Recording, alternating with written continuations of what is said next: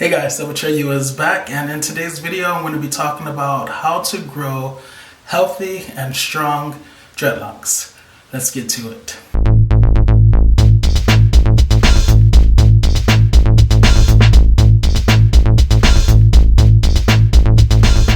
So, as I said, in today's video we're going to be talking about dreadlocks, how to grow a healthy set, and not only a healthy set, but a strong set of dreadlocks. But before we get into today's video, I'm going to ask you to pause, think about it, and hit that like button.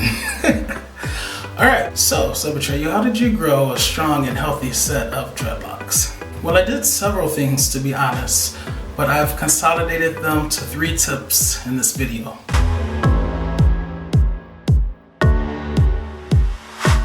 The first tip is to develop an understanding of what locks are and what they entail. Now you might be thinking, of course I know what a lock is, it's matted hair. Yeah, duh, that's the surface answer. But what does having locks mean? What are locks? Should locks be perfect? Should I treat locks the same way I treated loose hair? That's what I mean by developing an understanding of locks. For instance, when you have locks, typically that entails fewer product usage. Why? Because locks are like sponges and everything that you put in doesn't easily come out. So fewer products. It also entails less maintenance. Why? Because many of the things that people with loose hair use is to detangle their hair, to keep the hair strands separated. Locks is the complete opposite. So there's less to do. There is no combing, there is no brushing, right? They're very different beasts for sure. Another thing is that locks are frizzy. I get so many questions about how I deal with the frizz and what people can do about their own frizz. Locks are frizzy. This is what I mean by understanding what locks entail. If you know at the beginning of your journey or even before you decide to get locks that, hey, they're frizzy, then that's just gonna be easier on you. Also understanding that locks require discipline. Whether that means covering your locks every single night to protect them from lint, dust, and to prevent them from drying out and breaking off, or whether it's discipline in the sense that you don't do too much to them because you don't have to. Also understanding that locks means being okay with the lack of perfection. So many people, so many lockers have damaged their locks from trying to make them perfect, maybe by retwisting too much or doing all sorts of things just to get that perfect look, whether it's the perfect hairstyle. They do these things and then they lose hair or their locks thin out, and ultimately they end up damaging their lock journey. So just having an understanding that one should not be pursuing perfection when on a lock journey. When you've developed an understanding of what locks are and what they actually entail, you understand these things, and that makes you more prepared for the journey.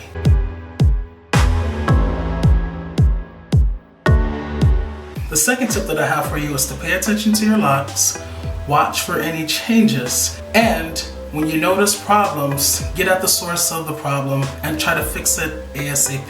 So I'm going to give you some examples of problems. If you're paying attention to your locks, you might notice that they're thinning, or you might notice that you're losing hair at the scalp. You might notice buildup in your locks. You may notice that you have lint in your locks. You may notice that your locks are limp. It's like there's no life to the lock at all. You will only notice these things if you're paying attention to your locks and you're looking for changes. Now, if I go through each of these, I can get at a potential source or cause for it. For instance, with thinning locks, that could be because you're doing too much maintenance. Or for people who have hair that grows away from their locks, it could be because they're not doing maintenance often enough. For the person who's losing hair at the scalp, maybe they're doing too much maintenance. Maybe they need to see a dermatologist. Maybe they've done some sort of damage to the follicles and hair is no longer growing in that area. Maybe they have traction alopecia or some other kind of alopecia.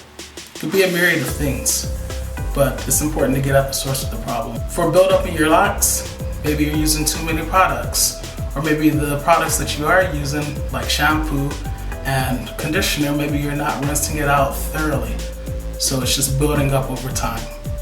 With lint in your hair, maybe you're not covering your locks at night when you go to sleep, or maybe you're wearing sweaters or scarves or things like that where lint can easily travel from that fabric to your hair. And finally, with limp locks, Maybe you bleached your locks and that broke down the integrity, or maybe you've dyed it several times and eventually it broke down the integrity of the hair and now it's limp.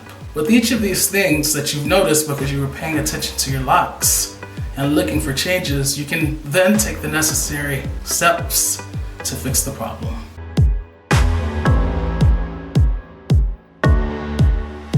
The third and final tip that I have for you so that you too can grow a healthy and strong set of locks is to have a determined mindset. What does that mean? That means ignoring whimsical and fleeting feelings, right? They come and go, and sticking to your goal, which is to have nice long locks. A person may like his or her locks one day, and then the next day they hate them, and they feel like cutting them off. But when they think deeply, they still want their locks, right? They just may not like how they're looking in that moment. And so that's why it's important to remember your goal and stick to your goal, regardless of how you're feeling, because feelings come and go all the time. So this means no cutting them off, no combing them out, no do-overs essentially.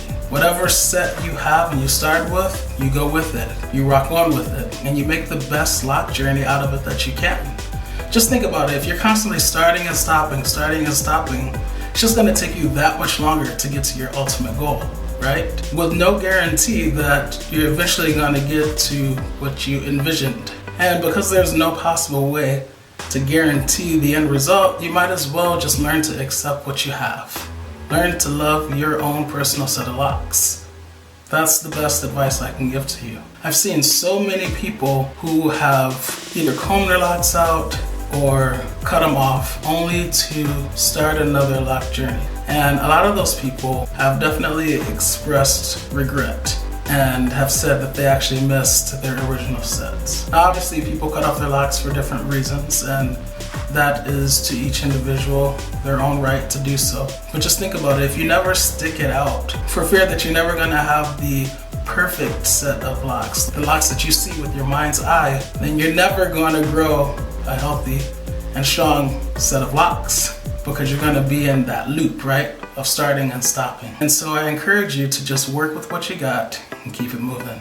Now I'm sure you guys are like, this dude is really making a video about how to grow healthy and strong locks and he's not even gonna show us his locks. Well, actually people, I am.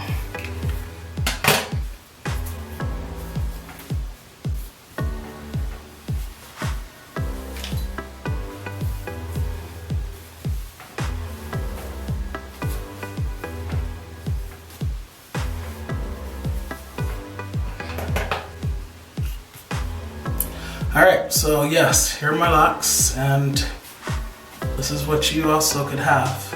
If you, 1, develop an understanding of what locks are and what they entail. 2, pay attention to your locks, notice any changes, and if those changes are bad, figure out the source of the problem and fix it ASAP. And 3, enter your lock journey with a determined mindset, and you will have these. Let me know if you guys made it this far in the video by going down to the comment section and letting me know if you saw my locks. Just put something like, I saw your locks. Alright guys, that is it for this video. As always, please learn to love unconditionally, because loving with conditions conditions the heart to not really love at all. So betray you is out.